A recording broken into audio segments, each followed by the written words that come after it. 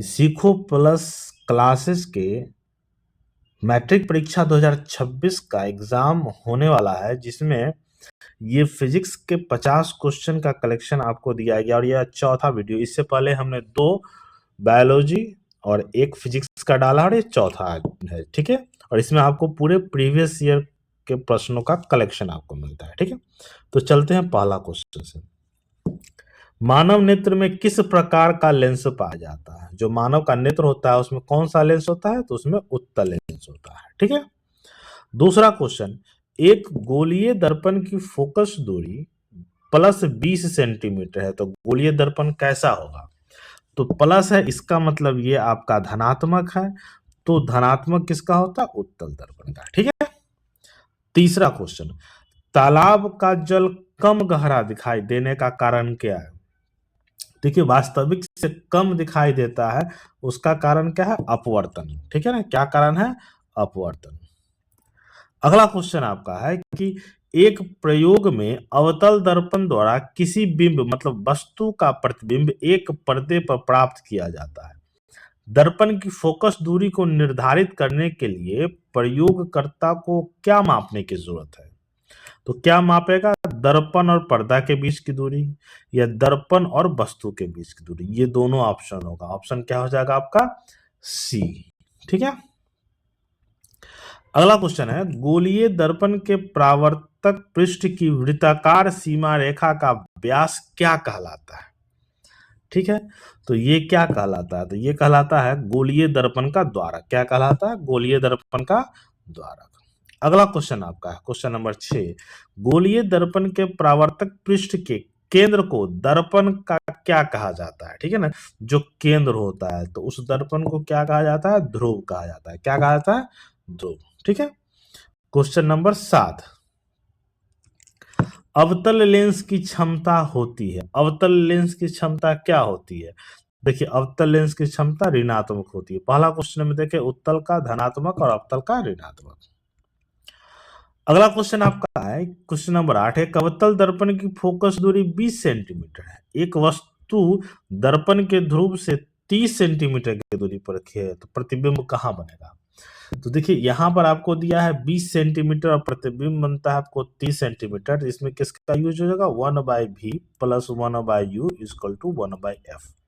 जहां f का value आपको दिया है -20 सेंटीमीटर, u का दिया आपको -30 सेंटीमीटर। और जब आप इसको सॉल्व कीजिएगा तो v का वैल्यू प्लस क्या हो जाएगा? 60 सेंटीमीटर आएगा, ठीक है। तो सही ऑप्शन क्या हो जाएगा? ए, मतलब 60 सेंटीमीटर की दूरी पर वस्तु की ओर, ठीक है।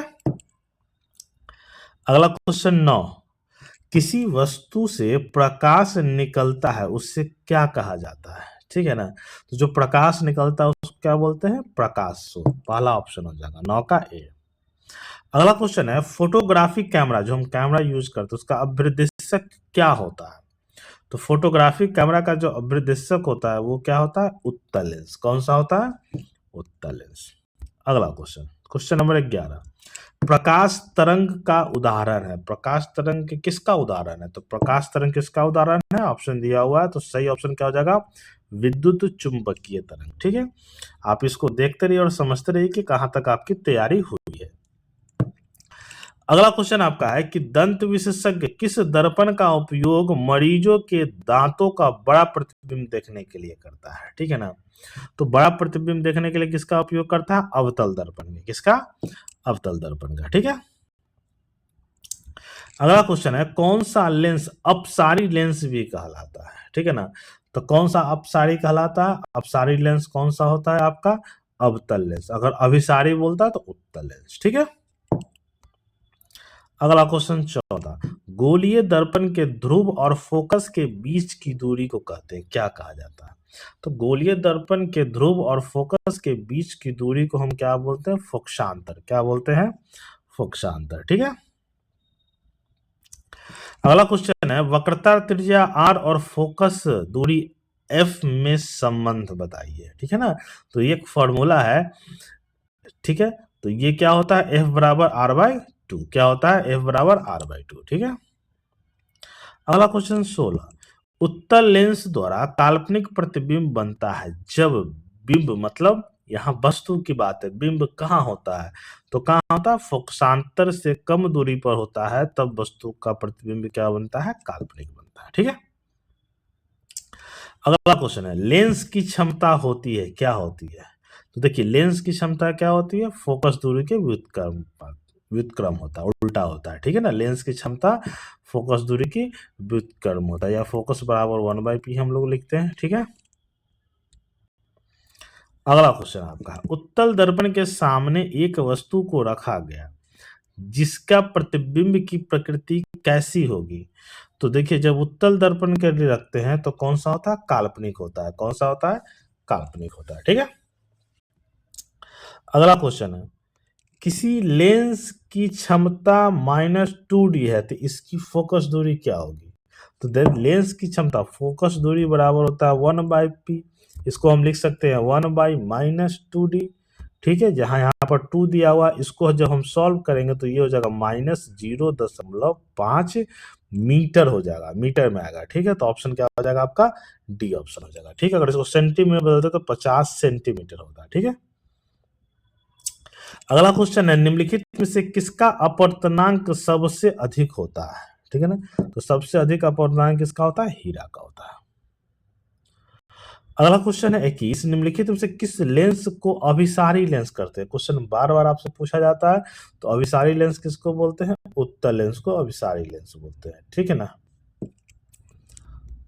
अगला क्वेश्चन 22, दर्पण के सामने किसी भी दूरी पर स्थित वस्तु का प्रतिबिंब सीधा प्रतीत होता है, तो वह कौन सा प्रतिबिंब है। ठीक है ना, तो देखिए सीधा होगा कंडीशन में क्या होगा, या तो समतल दर्पण होगा, नहीं तो उत्तल दर्पण होगा, तो ऑप्शन क्या हो जाएगा आपका, डी। अगला क्वेश्चन है, निम्नलिखित में से किस माध्यम में प्रकाश की चाल सबसे अधिक होती है, तो देखिए सबसे अधिक प्रकाश की चाल कहाँ होती है, निर्वात में। ठीक है ना, कहाँ होती है, निर्वात में। अगला क्वेश्चन नंबर 24, उत्तल दर्पण से बना काल्पनिक प्रतिबिंब होता है, कैसा होता है, तो उत्तल दर्पण से बना प्रतिबिंब सीधा और क्या होता है, छोटा होता है। ठीक है, 25 नंबर क्वेश्चन, निम्न में से कौन सा पदार्थ लेंस के लिए प्रयुक्त नहीं किया जा सकता है, तो जल का प्रयोग होता ही है, कांच का ही होता है, पित्तल का नहीं होता, तो ऑप्शन क्या हो जाएगा, सी, पित्तल का प्रयोग नहीं होता। पिछले एक सेट में हमने देखे कि मिट्टी, यही क्वेश्चन पूछा था, उसमें आंसर क्या होता है, मिट्टी। अगला क्वेश्चन है, अवतल दर्पण की फोकस दूरी होती है, तो अवतल दर्पण की फोकस दूरी क्या होता है, ऋणात्मक, और उत्तल दर्पण का धनात्मक होता है। उत्तल दर्पण में प्रतिबिंब बनता है, कैसा प्रतिबिंब बनता है, तो उत्तल दर्पण में कौन सा प्रतिबिंब बनता है, आभासी प्रतिबिंब बनता है। कौन सा, आभासी प्रतिबिंब। प्रकाशित माध्यम कितने प्रकार के होते हैं, ठीक है, प्रकाश आर पार जो होता है, देखिए प्रकाशित मात्र 3 प्रकार का होता है, कौन सा, पारदर्शक, पारभाषक और अपारदर्शक। ठीक है, 3 प्रकार का होता है। नेत्र के समंजन क्षमता कम हो जाने से उत्पन्न होता है, क्या चीज, कौन सा चीज उत्पन्न होता है, तो ये नेत्र की समंजन क्षमता कम होने से जरा दृष्टि दोष होता है, यहाँ दृष्टि छूटा हुआ है, क्या होता है, जरा दृष्टि दोष। ठीक है, इंद्रधनुष रंगीन क्यों होते हैं, तो देखिए इंद्रधनुष क्यों रंगीन होता है, तो जल कण द्वारा श्वेत प्रकाश के वर्ण विक्षेपण के कारण होता है, एक वर्ण विक्षेपण की घटना होती है, इसके कारण इंद्रधनुष रंगीन आपको दिखाई पड़ता है। नेत्र में प्रवेश करने वाली किरणों का अधिकांश अपवर्तन कहाँ होता है, तो जब ये नेत्र में प्रवेश करता है तो अधिकांश जो अपवर्तन होता है वो कहाँ होता है, दृष्टि पटल के बाहरी पृष्ठ पर, क्या होता है, दृष्टि पटल, यहाँ दृष्टि होगा, दृष्टि पटल के बाहरी पृष्ठ पर। ठीक है, क्वेश्चन नंबर 32, मानव नेत्र में क्या होता है, ऑप्शन किसी प्रकार का लेंस नहीं, अवतल लेंस नहीं, उत्तल लेंस होता है। पहला क्वेश्चन हमने नहीं पढ़ा है, मानव नेत्र में कौन सा था, उत्तल लेंस।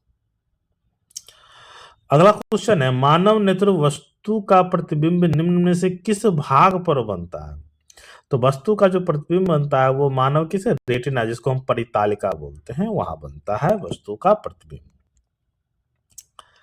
अगला क्वेश्चन है 34 नंबर, सामान्य नेत्र की रेटिना पर बनने वाला प्रतिबिंब कैसा होता है, तो देखिए सामान्य नेत्र पर बनने वाला प्रतिबिंब या वास्तविक और क्या होता है, उल्टा बनता है। ठीक है, जो हमें बाद में सीधा दिखाई पड़ता है। अगला क्वेश्चन है, चिन्हों की निर्देशांक परिपाटी में धनात्मक फोकस दूरी होती है। तो धनात्मक फोकस दूरी किसकी होती है? उत्तल लेंस का, उत्तल दर्पण दोनों का होता है। तो ऑप्शन क्या हो जाएगा? डी। डी आपका सही आंसर होगा। क्वेश्चन नंबर 36, निर्देशांक चिन्ह परिपाटी में सभी दूरियां मापी जाती है। कहां से मापी जाती है? तो सभी दूरियां कहां से मापा जाता है? केंद्र से फोकस दूरी ध्रुव से मापा जाता है। कहां? ध्रुव से मापा जाता है। अगला क्वेश्चन है, अवतल दर्पण में आवर्धित काल्पनिक प्रतिबिंब बनाने के लिए वस्तु को कहां रखा जाता है? तो ये आवर्धित काल्पनिक प्रतिबिंब बनाने के लिए वस्तु को फोकस और ध्रुव के बीच रखा जाता है। ऑप्शन क्या हो जाएगा? ए। किस दर्पण की फोकस दूरी चिन्हों की परिपाटी के अनुसार ऋणात्मक मानी जाती है? ठीक है, निगेटिव की अगर हम बात करें तो ऋणात्मक किसका होता है? अवतल दर्पण का। उत्तल दर्पण का धनात्मक होता है। निम्नलिखित में से किस लेंस को अपसारी लेंस कहते हैं? तो अपसारी लेंस किसको बोलते हैं? अवतल लेंस को। अभिसारी बोलते हैं उत्तल लेंस को। एक अभिसारी किरण पुंज समतल दर्पण पर आपतित होती है, परावर्तित किरण पुंज होगा, कौन सा होगा? तो वो कौन सा होगा? अभिसारी। कौन सा होगा? अभिसारी। ठीक है। अगला क्वेश्चन है, फोकस दूरी 20 सेंटीमीटर है तो अवतल दर्पण की वक्रता त्रिज्या क्या होगा? तो देखिए, वक्रता त्रिज्या बराबर होता है 2 इंटू एफ, जहां 2 को हम किससे 20 से गुना करते हैं तो ये क्या हो जाएगा? 40 सेंटीमीटर। ठीक है। अगला क्वेश्चन है, स्पेक्ट्रम में किस रंग के किरण का झुकाव अधिक होता है? ये सारे आपके प्रीवियस ईयर का क्वेश्चन है, इसको जरूर पढ़िएगा। क्या हो जाएगा? 42 का बैगनी का किरण का झुकाव अधिक होता है। ठीक है। स्पेक्ट्रम प्राप्त करने के लिए किसका उपयोग किया जाता है? तो देखिए, स्पेक्ट्रम प्राप्त करने के लिए किसका उपयोग किया जाता है? उत्तल लेंस का। ठीक है। अगला क्वेश्चन है, जो नेत्र निकट की वस्तु को साफ नहीं देख सकता उस नेत्र में क्या होता है? तो निकट वस्तु को नहीं देख सकता तो उसको दूरदृष्टि दोष होता है, और दूर दृष्टि को नहीं देख सकता तो उसको निकट दृष्टि दोष होता है। अगला क्वेश्चन है, टिंडल प्रभाव प्रकाश की कौन सी परिघटना को प्रदर्शित करता है? तो देखिए, टिंडल प्रभाव कहाँ होता है? प्रकाश के प्रकीर्णन की घटना में। ठीक है। चलिए, अगला क्वेश्चन है, प्रकाश का प्राथमिक वर्ण कौन सा है? देखिए, प्रकाश का जो प्राथमिक रंग 3 है, नीला, हरा और लाल, मतलब इनमें से सभी हो जाएगा। ठीक है। क्वेश्चन आ गया है, टिंडल का प्रभाव देखा जा सकता है प्रायः कहाँ देखा जाता है? तो टिंडल का प्रभाव प्रायः कहाँ देखा जाता है? जंगल में। ठीक है। वायुमंडल नहीं होता तो आकाश कैसा प्रतीत होता? देखिए, वायुमंडल अगर नहीं होता तो आकाश कौन सा रंग का बनता? काला प्रतीत होता है। ठीक है। 49, सेकेंड लास्ट है कि अत्यधिक ऊंचाई पर उड़ते हुए यात्रियों का आकाश कैसा प्रतीत होता है? क्योंकि अत्यधिक ऊंचाई पर आपका वातावरण नहीं होता, जिसके कारण आकाश क्या दिखता है? काला दिखता है। ठीक है। अगला क्वेश्चन, खतरे के संकेत का प्रकाश किस रंग का होता है? तो खतरा हमेशा किसका होता है? लाल रंग से। इसी रंग से हम ट्रैफिक सिग्नल में लोग रुकते हैं और ट्रेन भी रुक जाती है। तो ये आपका 50 क्वेश्चन था। आप इसको देखिए कि 50 में आपका कितना बना। 50 में 40 बनना चाहिए। अच्छा लगे तो शेयर कीजिएगा, लाइक कीजिए, कमेंट्स कीजिएगा। धन्यवाद।